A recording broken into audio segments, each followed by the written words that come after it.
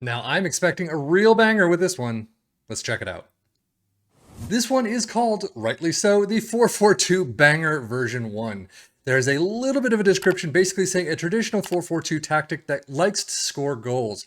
When you're playing against a team that puts a lot of players in their defensive midfield, you can instruct the box to box to do more forward runs. So use that for what you will. Again, this is just a full set on year where I am holidaying and my coaching staff is taking full control for me. So whatever they did, I don't know. Now, there's not only an image of the tactic itself on the Steam Workshop where I got this from, however, there's also a set piece to it.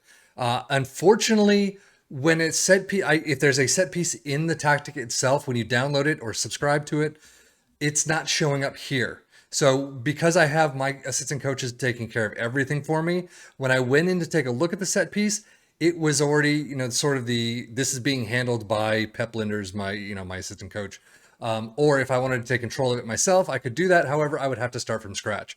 So I don't know if there's an actual set piece associated with this or not. If you tried it out, definitely let us know in the comments below how you did, as well as how that set piece did. But right now, we are basically just taking a look at the tactic itself. We're not taking a look at anything set piece wise. But with all that said, I'm going to get into the Premier League right now with our teams of Liverpool and Aston Villa, and later on will be Ipswich Town in the Championship. So let's just get to it. Well, as we see the Premier League table, you can see Liverpool in first place, so it clearly worked for them. 26, 7, and 5, 116 goals for clear front runners over 91 with Manchester City in fourth. But 85 points definitely is not a huge degree of difference from where they usually end up anyway. But still, first place, 116 goals, fantastic job. Aston Villa in fifth is not bad themselves. We have definitely seen tactics that have done better for them. But overall, 85 goals, 74 points is definitely not bad at all for them. Liverpool's domestic cups. Well, Carabao Cup final against Manchester City, an absolute thrashing 4-0. So you've got a trophy, and that is a fantastic one to have, especially over Manchester City. However, Ipswich Town drop you out of the FA Cup 5th round 1-4. They really crushed you. Europa League, you got to another final. Unfortunately, you lose out 1-4. Again, another thrashing to RB Leipzig. So overall, Premier League, fantastic. You get the Premier League trophy. That is a terrific trophy to have, especially for Liverpool. Carabao Cup, another trophy right there. Not a bad season. Runners up in the Europa League. I mean, I could deal with that if it wasn't such a big thrashing. 4-1 is a harsh reality there. But FA Cup, knocked out in the 5th round by Ipswich Town. That is pretty abysmal. Squad-wise, goals 42 for Salah is an amazing tally. We have not seen him that high in such a long time. 29 for Nunez, Jota with 20, and a lot others in the double digits. So a fantastic showing for them. 19 assists for Cody Gakpo, 16 for Trent and McAllister. Not bad there. 7-5-6 for Salah. He's finally back on top. Well, Aston Villa have the flip side. Carabao Cup 4th round, you're knocked out against West Ham 1-1 in penalties, but you get to the FA Cup final against Norwich and win 2-0. And unfortunately, an unbeaten run all the way to the league final, the Conference League final, and you're out against Fiorentina. You lose it as a runner-up, but 1-4. Again, this 1-4, 0-4 thrashings are just becoming well too apparent in this tactic. So overall, 5th place, it's not bad. I'm not going to be putting a foot down on that one. That's a pretty nice job there. Again, we've seen better, though, for Aston Villa. But overall, scheduled to be 10th. 5th place, not bad. Runners up in the Conference League, not bad either. But again, that 4-1 thrashing is kind of up there in mind. FA Cup, definitely better than the Carabao Cup, but you get that trophy, a fantastic one there. Carabao Cup, though, out in the 4th round. Aston Villa's club appearances, goals-wise, 31 for Zaniolo, very well done. 28 for Diaby. Assist, 15 for Lucas Digne and Matty Cash, not bad there. And then an average rating with Zaniolo of 7.26. Liverpool's data hub is through the roof attacking, as we've seen and love in the past. Dribbles per game as well. Goals per game, 3.05. That is probably one of the highest tallies we've seen. 1.24, though, conceded, and that is definitely one of the higher ones for them. Aston Villa's data hub, non-penalty expected goals per 90 is up there, but goals and shots, not really. Dribbles sort of down. But goals per game, 2.24 and 1.53 conceded. This one might score you a lot of goals, but it also leaks a lot of goals too. And then, of course, points per game, 2.24 for Liverpool at the top, and then Aston Villa, 1.95. Scored in a row, 20. Well done. So a fairly standard Premier League stat table. Most goals, Liverpool in first with 116, Man City 91, but Aston Villa with 85 in fifth, so not too bad. Fewest shots against, Liverpool in fifth with 334. Most possession in eighth with 53 for Liverpool. Most dribbles made, Aston Villa in fifth, Liverpool in second with 721.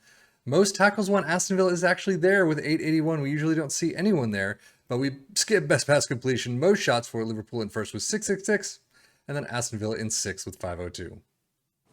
But now, how did our championship side of Ipswich Town do? Pretty well, I would say. 113 points, tops of the league, 36, 5 and 5, 136 goals. A fantastic set of numbers right there, and a promotion to boot. Now, this is the one I want to see. Carabao Cup, they actually got all the way to the semi-finals against Manchester City, unfortunately losing 0-5 at home, even though you come away with a 2-1 victory away from home. Wow, that's interesting. But you're out there. FA Cup, you got to Nottingham Forest after beating Liverpool handily. And again, that 1-4 result in the quarterfinals is where you lose out. So overall, I mean, this is clearly a fantastic season for Ipswich Town, no matter what. Championship, clearly promoted. First, tops of the league. You're getting to the Premier League next season. Quarterfinals of the FA Cup is pretty nice after, I mean, that Liverpool beating is just fantastic for Ipswich Town. And then semi-finals to Manchester City. Okay, it's Manchester City. But Carabao Cup, you got to the semis. It's pretty nice. So squad-wise, goals, 34 for Hurst, Chaplin with 24. Another set of great ones there. 17 assists for Leif Davis. We usually see him a little higher than that, but it is spread around. And then average rating, a 7.43 for Hurst. Usually it's Leif Davis on top, but I can take it. But this time, not a bad switch. And a somewhat standard run for the championship stats as well. Most goals, Ipswich Town 136. Clear front runners, no question about it. Fewest shots against, Ipswich Town in second with 379. Most dribbles made in third with 833. And then most shots for in first with 727. Tied for Norwich. That's not bad. But now let us take a look at this 4-2-4 itself. You start out with a sweeper keeper in defend, fullback in support on the left, and one in attack on the right. Ball playing defenders in the central spots and defend, winger on the left in attack, and inverted winger in support on the right, box to box in support next to a CM in defend, an advanced forward in attack up front next to a pressing forward in attack as well. And they all do seem to have individual player instructions, so keep those in mind. Mentality is attacking in possession, attacking with his fairly narrow approach play is pass into space, overlap on the right, but focus play down the left and the right. Passing directness is shorter, tempo is higher, low crosses, hit early crosses and run at defense. In transition, counter press, counter, distribute quickly, distribute to the fullbacks, and take short kicks. And then out of possession, a high press line of engagement, much higher defensive line, trigger press much more often, prevent short goalkeeper distribution, get stuck in, and step up more. But now, how did it do for our three teams? Clearly, it did a fantastic job. It really lived up to its name being a banger. But Ipswich Town, 113 points, 136 goals. Fantastic mark for them. Clearly, they got promoted within a couple games, no question about it. And they did a really good job. And if we look at Liverpool and Aston Villa, Liverpool, again, I mean, 85 points, average mark, but 116 goals is a fantastic set for them. They did a great job. Aston Villa, too. I mean, 85 points is pretty good, higher than average. 74 points is about average for them. Fifth place, I mean, the Premier League just happens this way. And sometimes, you know, they get down a little bit in the table. This definitely could have brought them up if they just brought a couple more points.